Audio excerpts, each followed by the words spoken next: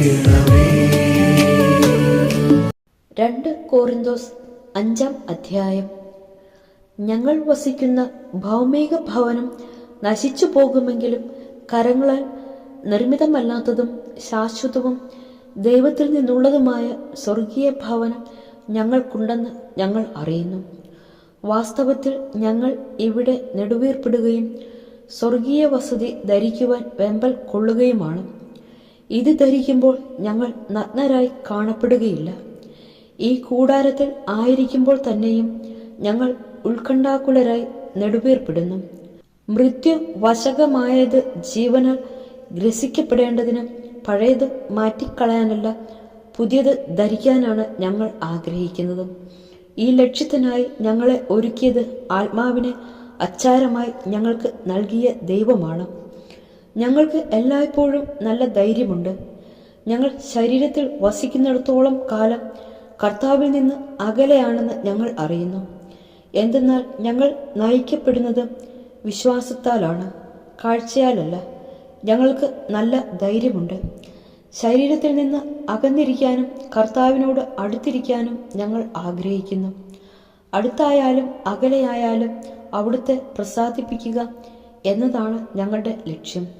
എന്തുകൊണ്ടെന്നാൽ ഓരോരുത്തരും തങ്ങളുടെ ശാരീരികതയിൽ ചെയ്തിട്ടുള്ള നന്മ തിന്മകൾക്ക് പ്രതിഫലം സ്വീകരിക്കുന്നതിന് നാം എല്ലാവരും ക്രിസ്തുവിൻ്റെ ന്യായാസനത്തിനു മുമ്പിൽ വരണം.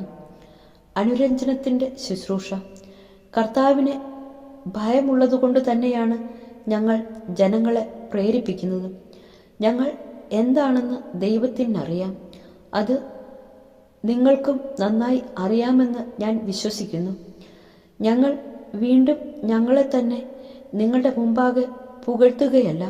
പ്രത്യുത ഹൃദയം നോക്കാതെ മുഖം നോക്കി പ്രശംസിക്കുന്നവർക്ക് ഉത്തരം നൽകാൻ നിങ്ങൾക്ക് കഴിയേണ്ടതിന് ഞങ്ങളെപ്പറ്റി അഭിമാനിക്കാൻ ഒരവസരം നൽകുകയാണ്. ഞങ്ങൾ ഉന്മത്തരാണെങ്കിൽ അത് ദൈവത്തിനു വേണ്ടിയാണ്. ഞങ്ങൾ സമചിത്തരാണെങ്കിൽ അത് നിങ്ങൾക്ക് വേണ്ടിയാണ്. ഒരുവൻ എല്ലാവർക്കും വേണ്ടി മരിച്ചുവെന്നും അതിനാൽ എല്ലാവരും മരിച്ചുവെന്നും ഞങ്ങൾക്ക് ബോധ്യമുള്ളതിനാൽ ക്രിസ്തുവിൻ്റെ സ്നേഹം ഞങ്ങൾക്ക് ഉത്തേജനം നൽകുന്നു. ജീവിക്കുന്നവർ ഇനിയും തങ്ങൾക്ക് വേണ്ടി ജീവിക്കാതെ തങ്ങളെ പ്രതി മരിക്കുകയും ഉയർക്കുകയും ചെയ്തവനു വേണ്ടി ജീവിക്കേണ്ടതിനാണ് അവിടുന്ന് എല്ലാവർക്കും വേണ്ടി മരിച്ചത്.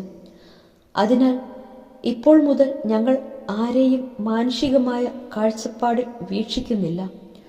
ഒരിക്കൽ ഞങ്ങൾ മാനുഷികമായ കാഴ്ചപ്പാടിൽ ക്രിസ്തുവിനെ വീക്ഷിച്ചിരുന്നെങ്കിലും ഇനി ഒരിക്കലും അങ്ങനെ ചെയ്യുകയില്ല. ക്രിസ്തുവിൽ ആയിരിക്കുന്നവൻ പുതിയ സൃഷ്ടിയാണ്.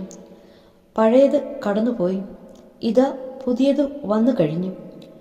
ഞങ്ങളെ ക്രിസ്തു വഴി തന്നോട് രമ്യതപ്പെടുത്തുകയും രമ്യതയുടെ ശുശ്രൂഷ ഞങ്ങൾക്ക് നൽകുകയും ചെയ്ത ദൈവത്തിൽ നിന്നാണ് ഇവയെല്ലാം. അതായത് ദൈവം മനുഷ്യരുടെ തെറ്റുകൾ അവർക്കെതിരായി പരിഗണിക്കാതെ രമ്യതയുടെ സന്ദേശം ഞങ്ങളെ ഭരമേൽപ്പിച്ചുകൊണ്ട് ക്രിസ്തു വഴി ലോകത്തെ തന്നോട് രമ്യതപ്പെടുത്തുകയായിരുന്നു. ഞങ്ങൾ ക്രിസ്തുവിൻ്റെ സ്ഥാനപതികളാണ്. ഞങ്ങൾ വഴി ദൈവം നിങ്ങളോട് അഭ്യർത്ഥിക്കുന്നു, നിങ്ങൾ ദൈവത്തോട് രമ്യതപ്പെടുവിൻ. ഇതാണ് ക്രിസ്തുവിൻ്റെ നാമത്തിൽ ഞങ്ങൾ നിങ്ങളോട്.